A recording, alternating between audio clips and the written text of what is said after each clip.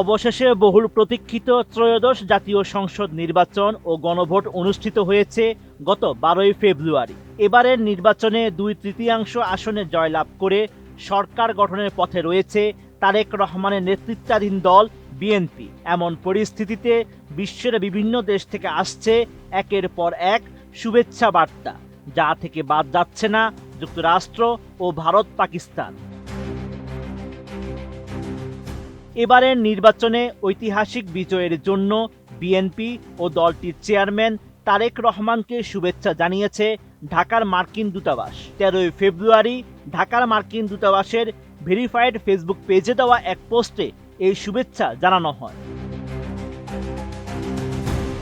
ফেসবুকে ঢাকার মার্কিন দূতাবাস জানিয়েছে, একটি সফল নির্বাচন আয়োজনের জন্য বাংলাদেশের জনগণকে অভিনন্দন। বিএনপি এবং তারেক রহমানকে তাদের ঐতিহাসিক বিজয়ের শুভেচ্ছা।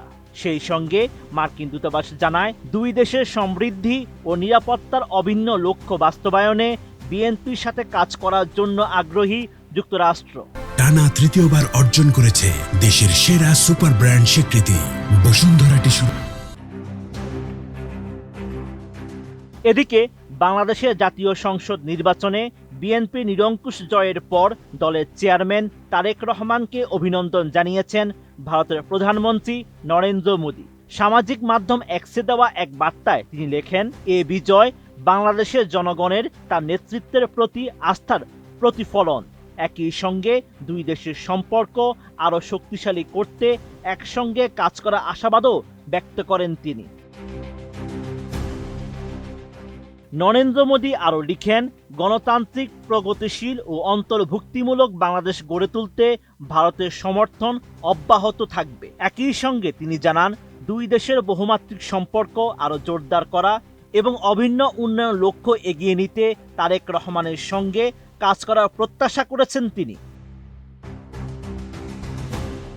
এছাড়াও বিএনপি চেয়ারম্যান তারেক রহমানকে অভিনন্দন জানিয়েছেন পাকিস্তানের প্রেসিডেন্ট আসিফ আলী জারদারি ও প্রধানমন্ত্রী শাহবাজ শরীফ। সামাজিক মাধ্যম এক্সে এক বিবৃতিতে পাকিস্তান জানায়, বাংলাদেশের গণতান্ত্রিক প্রত্যাশার প্রতি পাকিস্তানের পূর্ণ সমর্থন রয়েছে।